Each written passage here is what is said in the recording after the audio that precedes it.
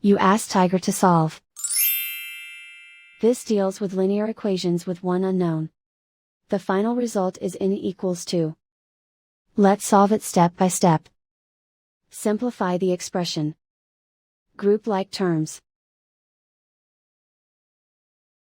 Simplify the arithmetic.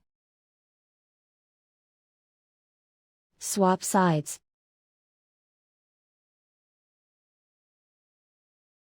Group all constants on the right side of the equation. Subtract 4 from both sides. Simplify the arithmetic.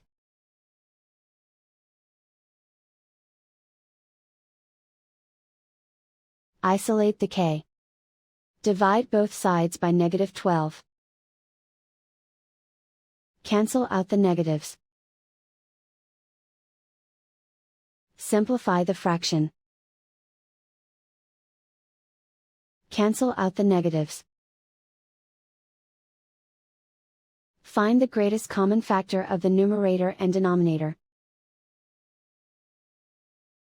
Factor out and cancel the greatest common factor. And so the final result is n equals 2.